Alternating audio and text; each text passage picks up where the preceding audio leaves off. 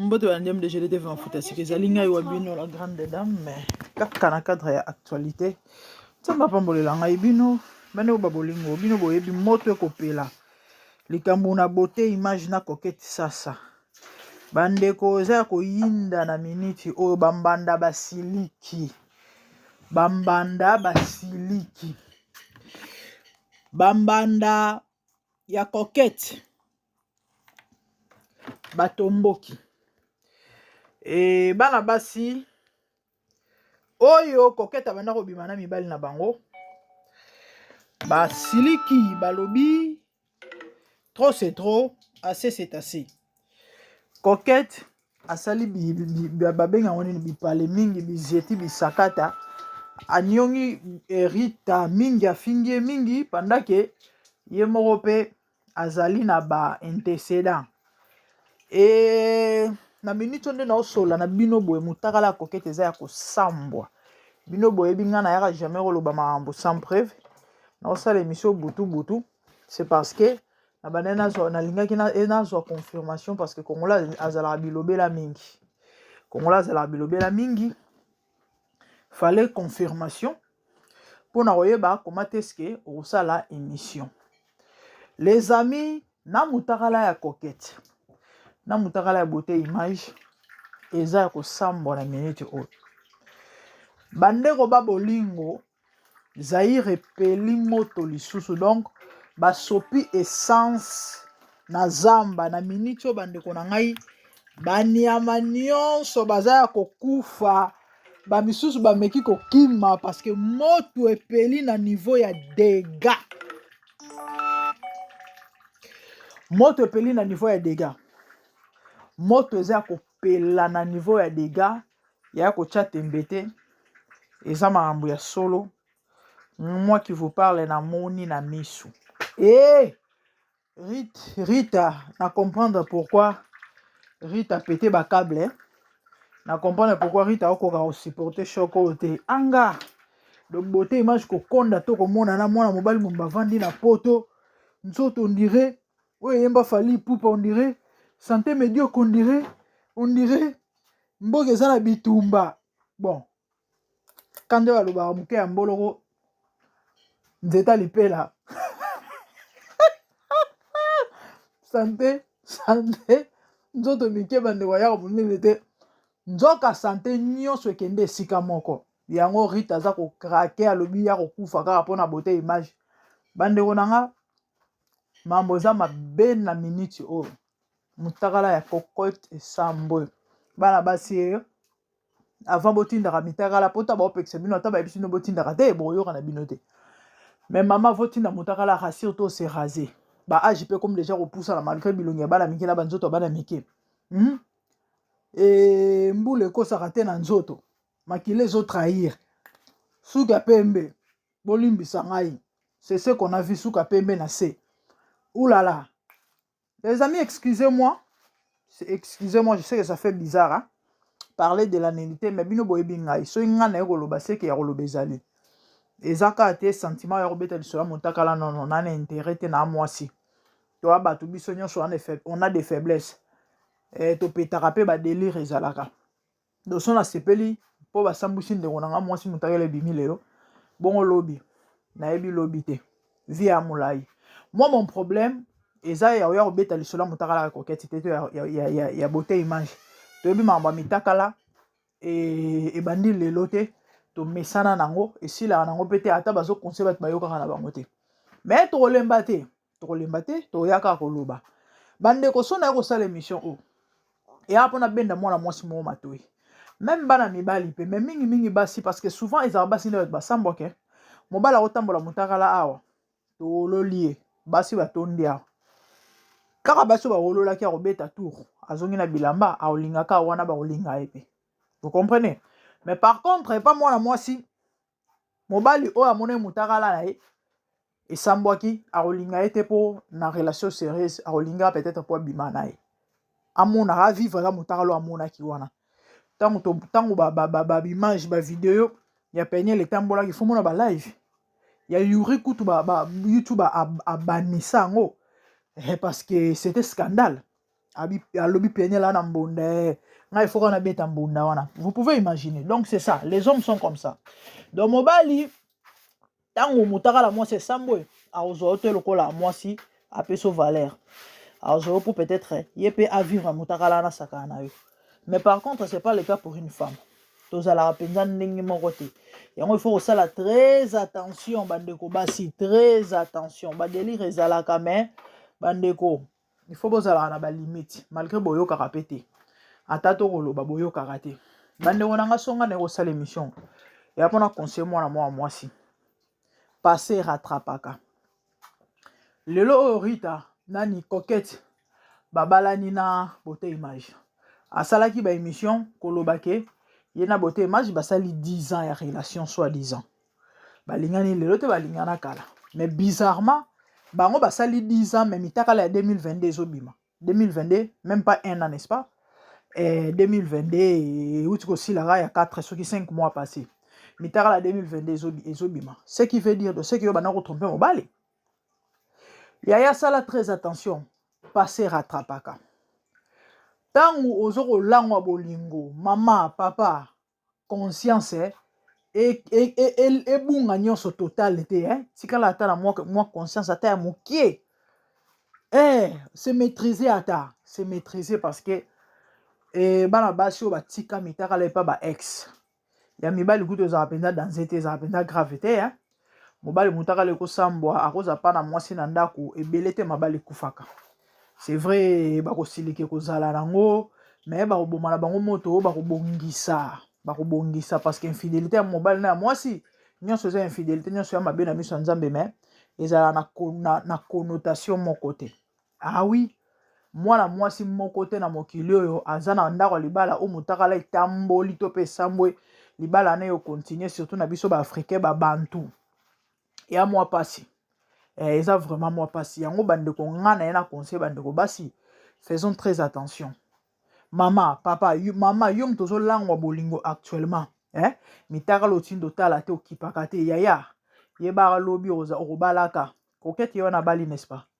C'est vrai to loba ke no bote image oboyete pona yango. Oui, c'est vrai. Mais epesi imagine. Bote image wana azape na famille, est-ce que boyebi? Bandeko na ye babotine bazali pe bakoyoka pe bakomona. Parce que ekotambola nango, ekotambola nango. Ekotambola nango, ozana na bezo senga nga tata na pesi yote ekotambola ponga na partage na ba mitaka la te, moi je partage pas ba mitaka la. Ekotambola. Ekotambola nango tamusu po kozwa ngo parce que mitaka la déjà so komi na 2 personnes esili. Ya nango sous secrétaire. Bambanda batu babimisi oya coquette balobi un certain komba mobile yango ekiminga za na Belgique so pe moi si na muta bimisi yango je sais pas so pe ye moko to yebite et kombo le monsieur ekiminga parce que na uti na TikTok na direct moko na kota ki kuna ne place mambo ezoleka donc eza ya koyinda na kati kutu kaka po na ya ko sala émission so ko sala émission fana na sala bandaka la mais tellement fallait ba preuve ezala bino boyebi congolais mo bazape batu mingi ya babilobela ndeko mwasi keba na bamitaka lozo tinda. Non seulement ça, bilo mususu eza kutu te ke bako publier, ça peut fuiter ça peut fuiter.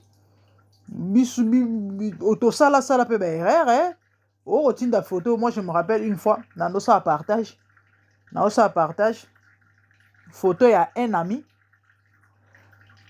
Et quand on a partagé, on a mutu mo akomela maman oh photo anani. I'm so désolé, na yeba ite ke photo ne côté pas par exemple.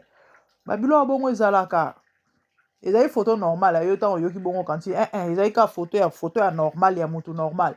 Mais ezali photo na ko partager en côté parce que ezali na sens te na partager en côté na tinde na pas mutu mais par erreur quand tu partager ba lien wana toi photo ane kenda na comprendre phénomène en côté. Il y a pas longtemps ce qui ka semaine au ka otozali o moi bêtise moi na auto sala na tête donc wana on a le goût de betela on le solo te mara trop. Donc babilo bomona ezara safety non seulement ça. Ba photo pour votre information et kendara etikala na ba Google est-ce que boyebi tikala na Google photo oko changer téléphone mais au mona tango ocha ba mot de passe na ba mususu o retrouver ba image akala est-ce que boyebaka.